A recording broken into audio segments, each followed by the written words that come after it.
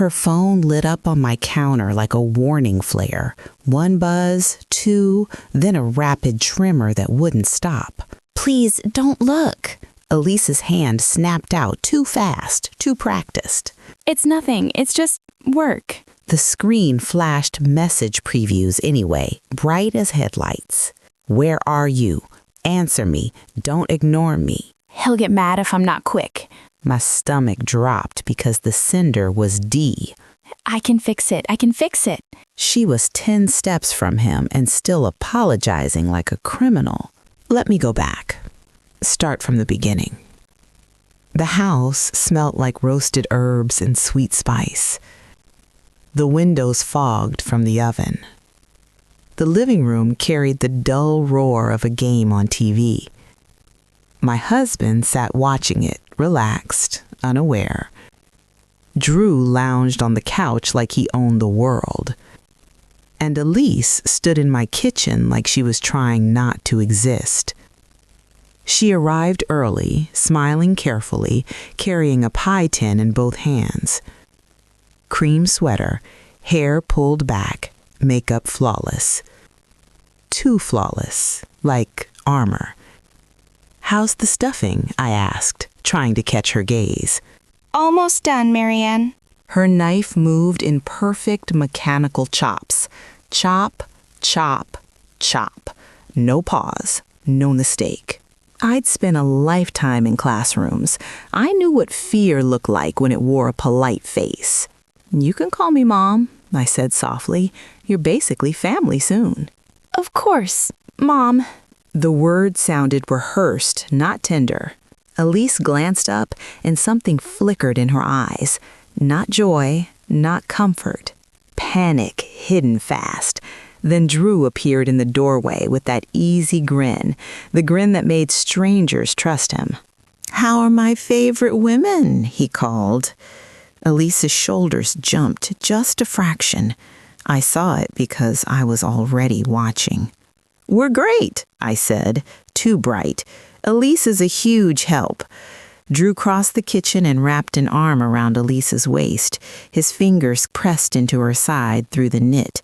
Possessive pressure disguised as affection. Elise didn't lean into him. She didn't soften. She went still. "That's my girl," Drew said, like praise for obedience. I reached for an excuse before my face could betray me. "Your dad needs another drink," I lied. Drew didn't remove his hand. I could hear his tone even before the words came. The casual entitlement. Elise's eyes dropped. I felt heat rise in my chest. "I need her help with the turkey," I said, sharper than intended. Drew studied me, measuring how far he could push. Then he kissed the top of Elise's head like a stamp, and he left. The second he disappeared, Elise changed. Her shoulders collapsed like she'd been holding them up with pain. She exhaled long and slow like she'd been underwater. "Are you okay?" I asked low. "Fine. Just tired. Work's been a lot." Her voice was careful, like every word had consequences. And that was when I noticed her hands. A faint tremor she tried to hide by chopping faster. I noticed the sharpness of her collarbones. I noticed how the sweater hung looser than it should. I told myself not to overreact. Then the doorbell rang, loud and cheerful. Drew called from the living room that he'd get it. And Elise's phone sat on my counter, face up, waiting. Like it knew. The first message buzzed in. Then another, stacking so fast my eyes couldn't ignore it. "Where are you? I don't see you. Answer me." Elise lunged, snatched the phone like it was burning. "It's nothing. He worries." "That isn't worry," I said, and my own voice startled me. "Please, just let me answer." Her thumbs flew. I caught a fragment before she tilted the screen away. "I'm in the kitchen with your mom, I promise." The apology sat in my throat like bile. My son was tracking her inside my home, and she was trained to soothe him instantly. My sister breezed in with dessert boxes and laughter. Her energy filled the room, bright and oblivious. I forced my smile into place because I needed time and I needed proof. Dinner came and Drew played the perfect host. Jokes, compliments, charm like polished silver. Everyone saw the version of him he wanted seen, but I watched Elise. I watched the tiny pauses, the way she checked his face before she moved, even reaching for the wine bottle. May I? The question landed like a slap in my chest. Drew smiled, indulgent. I could still hear his voice in that smile. And then his rule, dressed up as concern. Elise poured carefully, like the bottle might explode. Her cheeks flushed with shame that didn't belong to her. My sister asked about the wedding, trying to be supportive. Drew answered before Elise could breathe. Big venue, big statement, people from his firm. Elise stared at her plate like it was safer than talking. I asked her, softly, "What did you want?" It's fine. Whatever he thinks is best.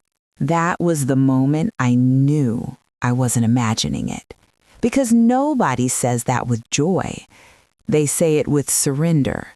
Drew laughed light, and his eyes stayed cold. After dinner, I asked Elise to help with dishes.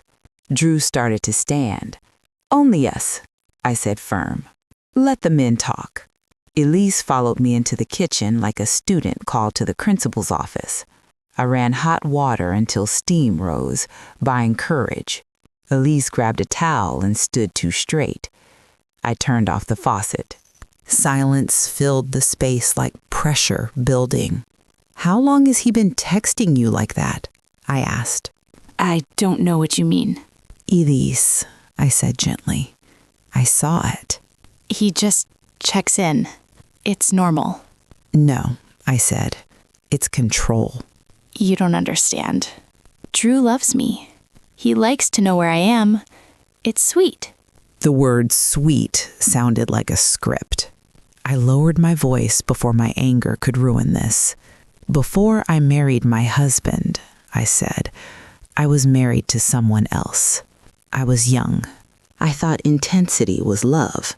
He tracked me, isolated me, made my world smaller until it was just him." Drew isn't like that. I asked, "Where are your friends, Elise?" Silence. "The ones you used to talk about." They were bad influences. Drew helped me see that. My chest tightened because I'd heard that line before, from my own mouth. "And your job," I pressed. "You were up for a big promotion." I turned it down. The hours weren't right.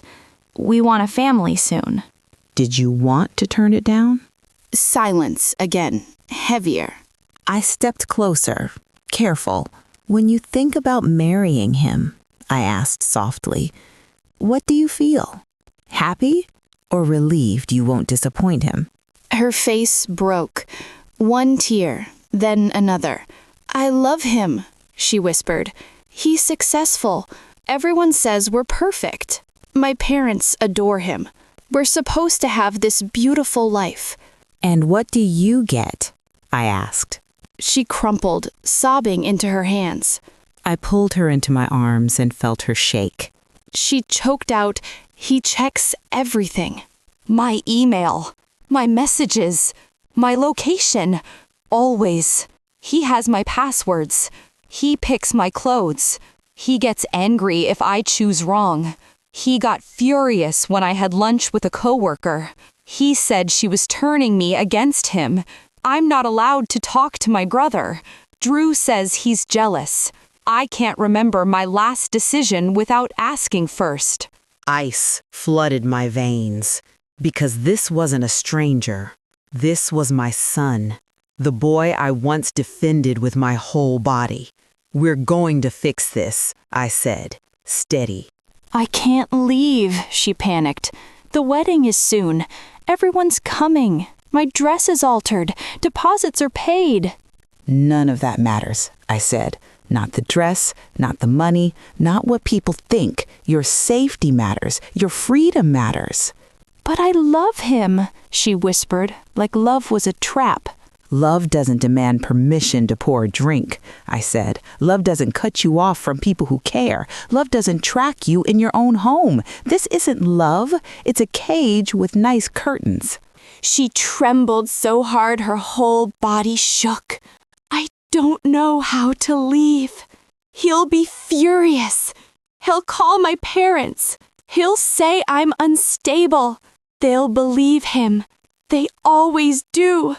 You're not crazy, I said. You're not overreacting. We just need a plan. Somewhere safe. Harper, she whispered.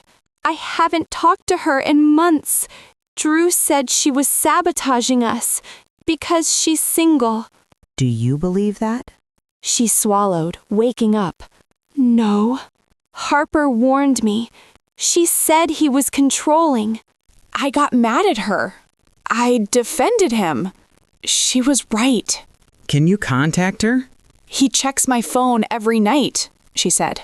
He has every password. Of course he did. I grabbed my phone and placed it in her hand. Use mine, I said. Bathroom, lock the door. Keep it simple. Ask for a place to stay. Elise nodded like she was stepping off a cliff. I stood guard in the hallway while she called. Through the door, her voice shook, then steadied. Harper, it's Elise. I'm sorry. I need help. Can I stay with you a few days? Please. My heart pounded like I was the one escaping. Elise came out a few minutes later, eyes red, jaw set. She said yes. She's coming. She said meet somewhere public. Relief hit me so hard my hands shook. Okay, I said, here's what we do. We say I forgot something at the store. We take my car. Harper meets us in the parking lot. You get in her car. I come back alone. He'll call, Elise whispered. He'll come after me. Let him be angry, I said. I can handle his anger. Tonight, you get out. Why are you doing this? She asked, voice cracked. I'm not even your daughter. Because you deserve better, I said. And because I won't watch you walk into what I survived. Fix your makeup, I added softly. We act normal. We walked back into the living room. Drew's eyes scanned Elise first, as if checking inventory. Everything okay? He asked. I heard voices. I smiled like a professional liar. Happy tears, I said. Wedding talk. Drew looked satisfied instantly. I forgot whipped topping, I added, casual. Elise and I will run to the store. Drew stood fast. I'll go, he said. No, I said lightly. Stay with your dad. Elise and I want to chat. Drew's gaze snapped to Elise. You okay with that? He asked her. Of course, Elise said, voice tight. The fact he needed to approve a car ride with me was its own confession. We grabbed our coats and left. We walked, not rushed, because rushing would have alerted him. In the car, Elise started crying again. Thank you, she whispered. Thank you. Don't thank me yet, I said. We still have to get you to Harper. The drive felt longer than it was. I checked mirrors, expecting Drew's car to appear. It didn't. The parking lot lights were harsh, white, unforgiving. Harper's compact car waited near the edge, engine running. Harper stepped out, scanning like she was ready to fight. Elise made a small sigh and ran to her. They clung together, crying. I introduced myself in a blur. I gave Harper my number with trembling fingers. Call me if you need anything, I said. Money, a lawyer, anything. Harper nodded, fierce. Elise hugged me one more time. I'm sorry, she whispered. About Drew. You have nothing to apologize for, I said. He does. I cupped her face. Be safe, I told her. You deserve a partner, not a warden. Then they drove away. I walked into the store and bought the whipped topping anyway. My hands shook the entire time. When I got home, Drew was waiting at the door. Where's Elise? He demanded too fast. She felt sick, I said calmly. A friend nearby offered to drive her home. Drew's face tightened. Why didn't she call me? She didn't want to ruin the holiday, I lied smoothly. You know how she is. Always thinking of others. Drew pulled out his phone and called immediately. Straight to voicemail. He called again. Voicemail.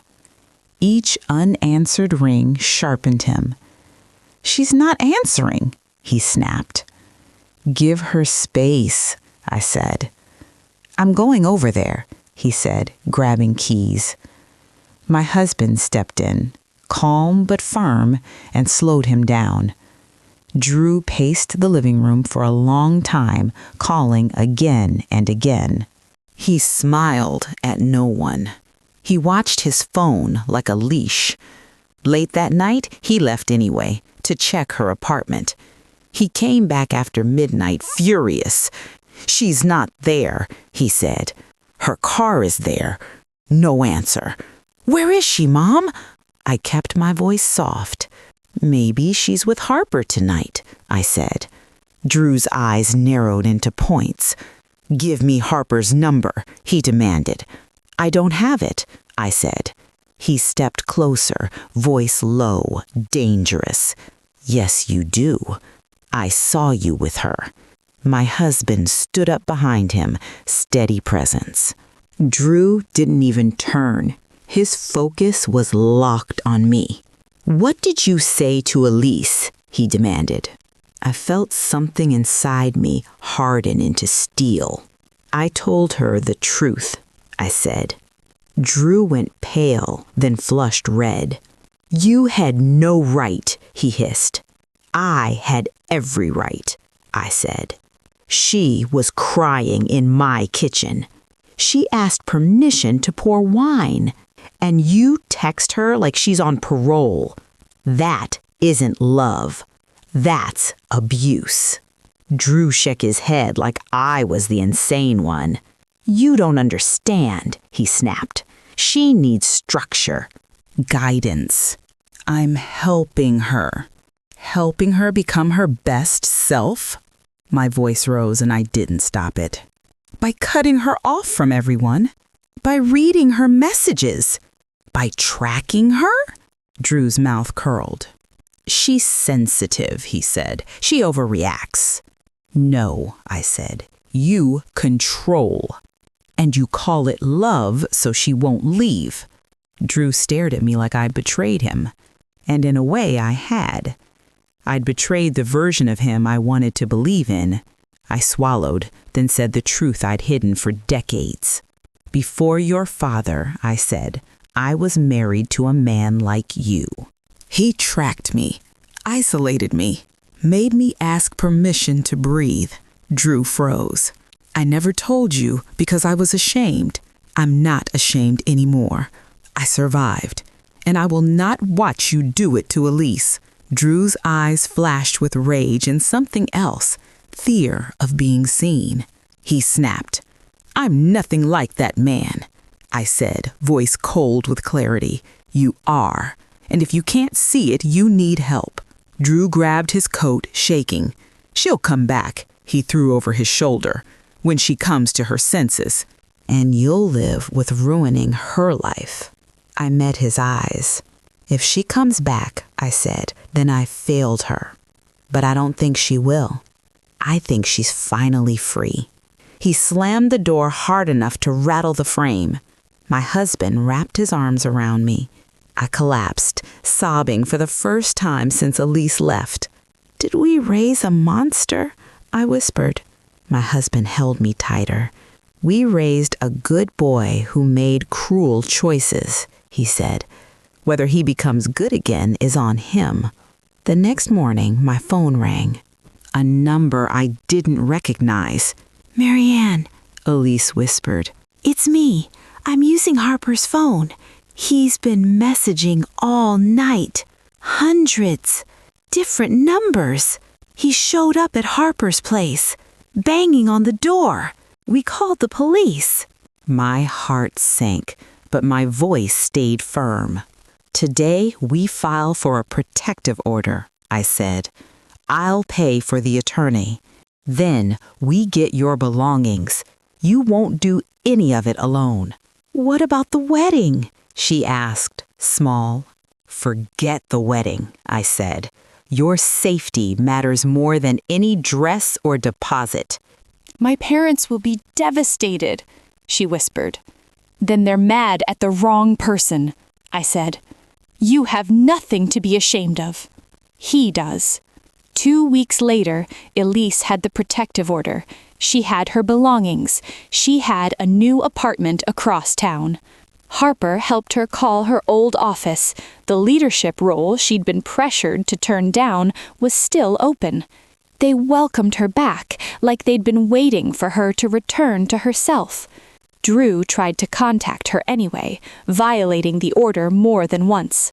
Then he stopped, finally, when consequences stopped feeling optional. He hired an attorney and threatened me with interference. It went nowhere because the facts weren't on his side. I didn't speak to my son after that holiday.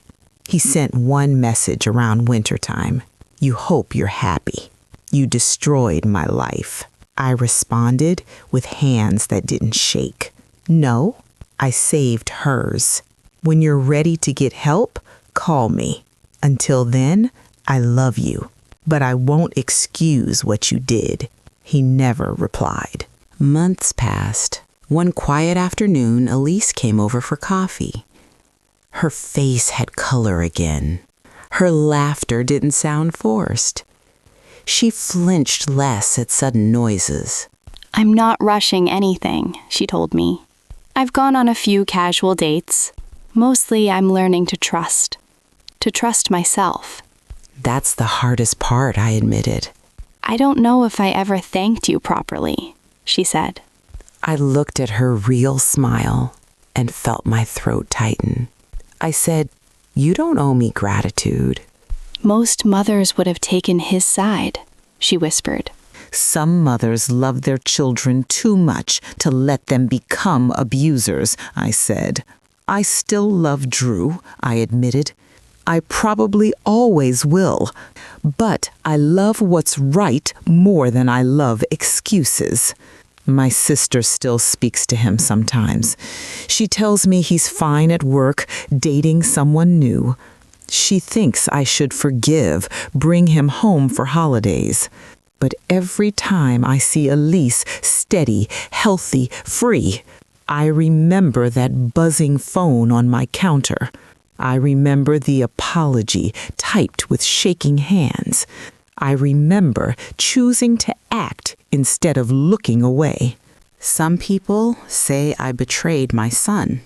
But betrayal is silence when someone is being caged. Sometimes love means protecting someone from your own family. Sometimes being a good mother means holding your child accountable, even when it breaks your heart.